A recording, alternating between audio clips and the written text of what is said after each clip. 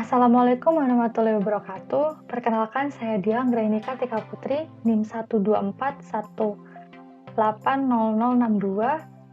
Di sini saya akan menjelaskan tentang hasil pengerjaan saya dalam ujian akhir semester ganjil mata kuliah rancang bangun perangkat lunak. Nah, di sini saya akan menjelaskan tentang hasil rancangan saya mengenai studi kasus yang telah diberikan pada soal ujian akhir semester. Nah, pada studi kasus ini itu membuat sistem informasi keluhan PT XYZ. Nah, langsung saja. Yang pertama, soalnya adalah untuk membuat bisnis proses penerimaan keluhan pada PT XYZ. Nah, untuk bisnis proses pada PT XYZ di sini sudah saya beri deskripsi. Untuk visualnya, yaitu yang pertama itu dimulai dari pelanggan, di mana pelanggan dapat memberikan keluhan, kemudian keluhan pelanggan tersebut akan diteruskan ke operator, kemudian dari operator ini maka akan ditampilkan daftar keluhan, kemudian operator dapat memonitoring data keluhan yang ada, kemudian operator dapat melakukan aksi jika keluhan tersebut sesuai kriteria, kemudian maka akan dikonfirmasi oleh operator atau diverifikasi oleh operator. Namun jika tidak sesuai maka akan masuk tetap berada pada daftar keluhan. Nah, kemudian setelah itu keluhan akan diteruskan ke bagian terkait. Nah, kemudian bagian terkait ini menerima keluhan yang telah diverifikasi oleh operator, kemudian di sini bagian terkait itu dapat memonitoring keluhan yang telah diverifikasi oleh operator. Nah, kemudian di sini setelah menerima keluhan maka akan dilakukan tindak lanjut di bagian terkait ini. Jika sudah ada rencana untuk melakukan tindak lanjut, maka bagian terkait ini akan memberikan deskripsi tentang tindak lanjut yang akan dilakukan, kemudian akan muncul notifikasi pada bagian pelanggan. Kemudian pelanggan juga dapat mengomentari dengan bentuk feedback kepada tindak lanjut yang telah dilakukan oleh bagian operator. Nah, kemudian di sini jika tidak ada rencana tindak lanjut, maka keluhan tersebut tidak diberikan aksi pada data keluhan. Nah, kemudian setelah pelanggan memberikan feedback, maka akan masuk ke bagian terkait. Nah, di sini kemudian bagian terkait ini dapat mengganti atau mengupdate status keluhan yang telah ditindaklanjutin tadi. Nah, kemudian keluhan-keluhan tadi itu dan tindak lanjut itu akan didokumentasikan sebagai laporan yang akan diterima oleh direktur, seperti itu. Nah, kemudian aktor-aktor yang terlibat dalam sistem itu ada 4, yaitu yang pertama pelanggan, kedua operator, ketiga bagian terkait, dan yang terakhir yaitu direktur perusahaan dengan hak akses seperti berikut ini. Pelanggan mendaftar akun, melakukan login, menginput keluhan, mendapatkan notifikasi, memberikan feedback. Kemudian operator adalah melakukan login, melakukan monitoring, monitoring dan verifikasi keluhan. Kemudian bagian terkait melakukan login, kemudian melakukan update status dan penginputan deskripsi tindak lanjut. Nah, kemudian direktur ini adalah dia aksesnya melakukan login, kemudian memonitoring laporan keluhan. Nah, selanjutnya adalah use case dari sistem informasi keluhan PT XYZ. Dan di sini ada 4 aktor. Kemudian di sini ada registrasi login, pengajuan keluhan, monitoring dan verifikasi, pengiriman tindak lanjut, pengupdatean status penanganan keluhan, kemudian ada penerimaan notifikasi tindak lanjut, kemudian ada feedback tindak lanjut keluhan, kemudian ada laporan. Nah, di sini terdapat include, di mana include ini mengartikan bahwa ketika pengajuan keluhan ini, di mana ini merupakan hak akses pelanggan ini dapat dilakukan ketika pelanggan sudah login atau pelanggan harus melakukan login terlebih dahulu untuk melakukan pengajuan keluhan, dan ini berlaku untuk yang lainnya. Seperti ini, penerimaan notifikasi ini include pengupdatean status penanganan keluhan. Jadi bagian terkait ini memberikan update status keluhan, maka penerimaan notifikasi ini akan muncul di bagian pelanggan. Nah, kemudian selanjutnya ada activity diagram. Nah, ini berikut activity diagram dari sistem informasi penerimaan keluhan pada PT XYZ. Nah, di sini yang pertama itu adalah registrasi akun. Nah, registrasi akun ini merupakan hak akses dari pelanggan. Jadi, pertama itu diawali oleh pelanggan membuka halaman registrasi, kemudian dari sistem itu menampilkan halaman registrasi, kemudian pelanggan mengisi data form registrasi, kemudian di sini oleh sistem diproses. Jika registrasi data itu gagal, maka akan diarahkan ke form registrasi lagi, kemudian jika sudah sukses, maka akan diarahkan ke halaman login si pelanggan tersebut. Nah, kemudian di sini ada login pelanggan, di mana dimulai dari membuka aplikasi website, kemudian pelanggan memilih menu login, kemudian sistem menampilkan form login, kemudian pelanggan menginputkan data login, kemudian diproses oleh sistem dan dicocokkan di database. Kemudian jika loginnya gagal maka akan tetap pada data login tersebut. Jadi si pelanggan ini tetap diminta untuk menginput dengan data yang benar. Kemudian jika berhasil itu akan diarahkan ke beranda atau home. Seperti itu. Nah, di sini ada activity diagram pengajuan keluhan. Dimulai dari login, pelanggan melakukan login, terus memilih menu pengajuan, kemudian sistem menampilkan form pengajuan keluhan, kemudian pelanggan menginput data keluhan, kemudian diproses oleh sistem. Jika sukses maka ke halaman keluhan. Nah, kemudian di sini ada monitoring dan verifikasi data keluhan. Ini merupakan hak akses dari operator, di mana di sini memuat kegiatan verifikasi. Jika sukses maka akan masuk ke dalam database dan data tersebut akan diverifikasi dan akan diteruskan ke tindak lanjut. Nah, di tindak lanjut ini, pengiriman tindak lanjut ini merupakan hak akses bagian terkait, di mana di sini bagian terkait ini melakukan tindak lanjut atas keluhan yang telah dikonfirmasi oleh operator. Nah, kemudian di sini ada pengupdatean status penanganan keluhan. Jadi ketika bagian terkait ini sudah selesai menangani keluhan, maka akan diupdate status keluhannya tadi. Sudahkah terrevisi atau sudahkah diperbaiki keluhan yang diajukan oleh pelanggan tersebut tadi. Nah, kemudian selanjutnya di sini ada feedback atau tindak lanjut. Ini merupakan dari sisi pelanggan, di mana di sini ketika bagian terkait sudah melakukan tindak lanjut, maka di sini pelanggan dapat memberikan feedback atas kegiatan tindak lanjut yang telah dilakukan oleh bagian terkait. Seperti itu. Nah, kemudian di sini ada laporan keluhan. Nah, ini merupakan hak akses dari direktur, di mana direktur perusahaan itu melakukan login, kemudian sistem menampilkan dashboard home, memilih laporan, kemudian menampilkan data laporan, kemudian direktur memilih periode laporan yang akan dia lihat, kemudian sistem menampilkan data laporan sesuai periode yang telah dipilih oleh direktur. Kemudian di sini ketika direktur memilih button unduh, maka akan dilakukan pengunduhan. Jika sukses maka akan masuk ke menu laporan keluhan. Nah, selanjutnya adalah kelas diagram dari sistem informasi keluhan PT XYZ. Nah, di sini ada beberapa kelas: login, division, application user, complaint, feedback, action, user, dan role. Nah, di sini yang membedakan antara aktor itu adalah kelas role ini, dimana kelas role ini itu berguna untuk memecah-mecah hak akses, memecah-mecah di mana suatu aktor itu harus masuk. Nah, kemudian di sini juga ada login, kemudian di sini action ini untuk merekam tentang komplain yang dilakukan oleh user, kemudian diteruskan ke operator untuk diverifikasi, dan kemudian akan ditindaklanjuti oleh bagian terkait, dan laporan akan bisa diakses oleh direktur, akan diatur oleh action ini, dapat memuat tanggal, jam, kemudian ada data-data komplainnya, kemudian ada data divisi. Nah, kemudian selanjutnya adalah sequence diagram dari sistem informasi keluhan PT XYZ. Itu yang pertama ada registrasi, itu dimulai dari pelanggan, terus masuk ke view-nya, kemudian di view tersebut pelanggan menginputkan nama pelanggan, username, dan password. Nah, kemudian akan diteruskan oleh controller untuk disimpan ke DB.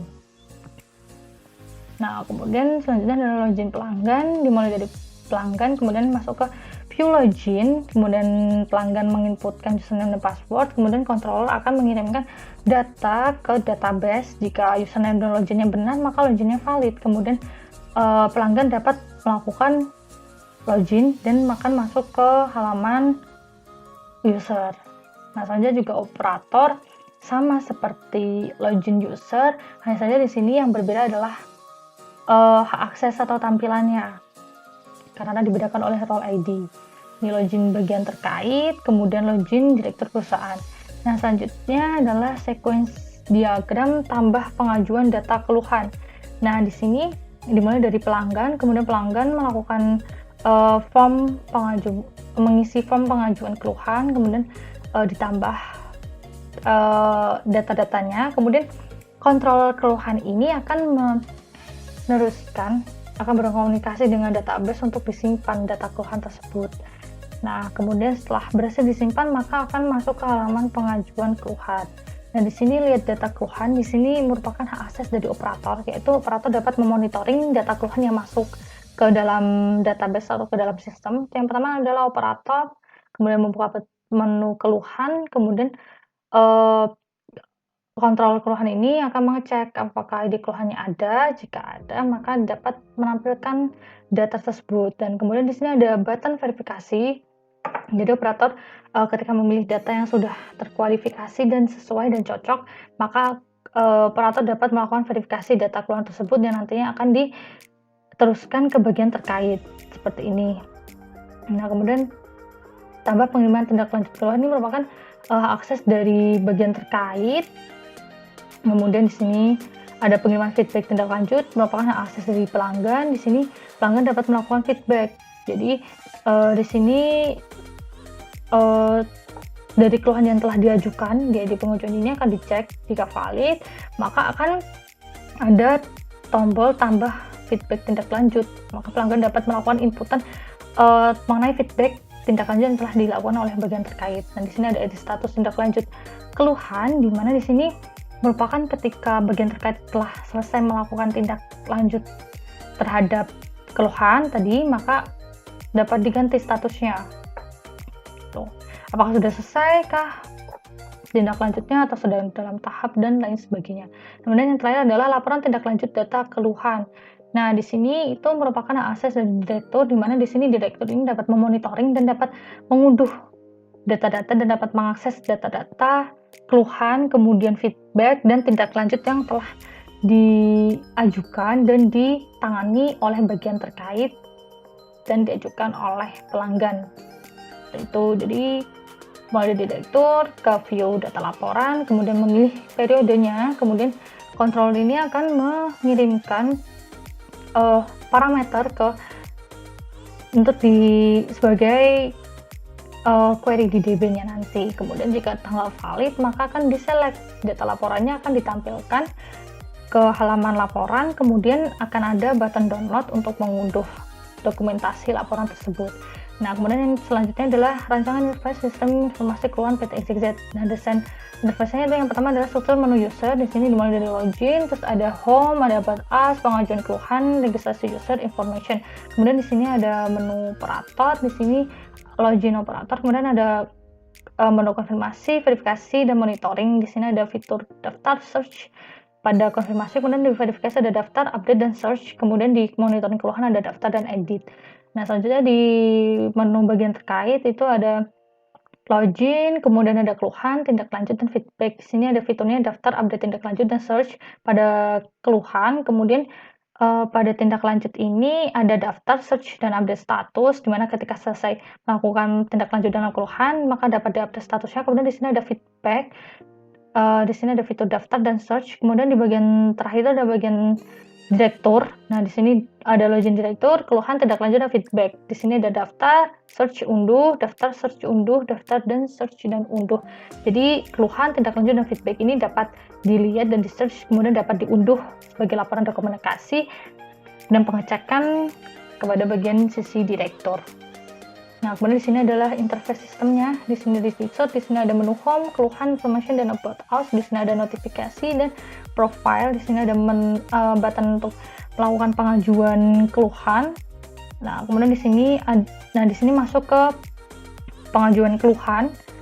Di sini user dimintakan atau pelanggan dimintakan untuk mengisikan keluhannya, kemudian disubmit, maka akan masuk ke selanjutnya akan masuk ke database operator. Nah, selanjutnya di sini ada menu information, di sini terkait informasi jadwal tindak lanjut. Kemudian di sini ada about us tentang lokasi atau informasi terkait PT XYZ tersebut. Nah, kemudian selanjutnya di sini ada notifikasi. Di sini ketika bagian terkaitnya setelah selesai menangani atau sedang mau menangani atau sedang dalam progres, maka akan muncul notifikasi di dalam halaman pelanggan.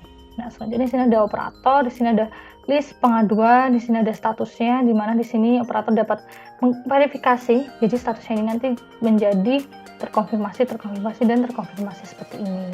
Kemudian di sini ada bagian terakhir, ada divisi X di sini, kemudian di sini masuk ke sini, dan divisi ini dapat melakukan status selesai atau dalam on progress dan lain sebagainya.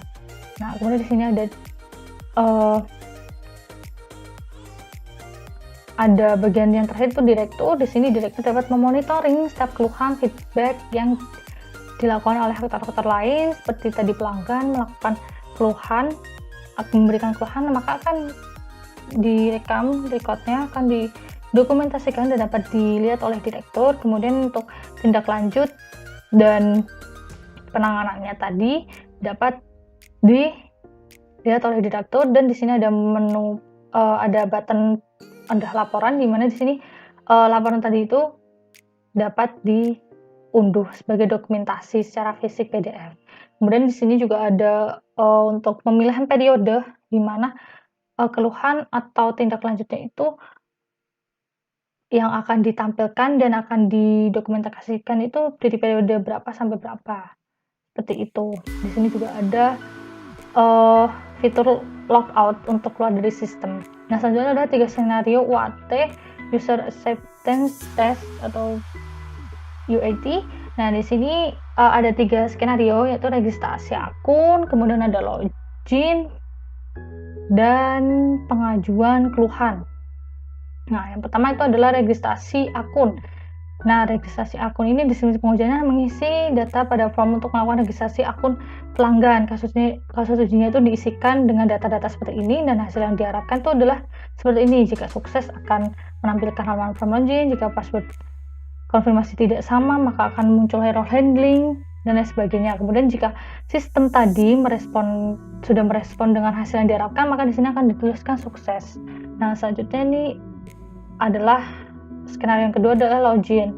Nah, deskripsi pengujiannya adalah verifikasi akun yang menyatakan bahwa akun tersebut merupakan akun masing-masing pelanggan. Jadi kasus ujinya ini disesuaikan dengan data pelanggannya.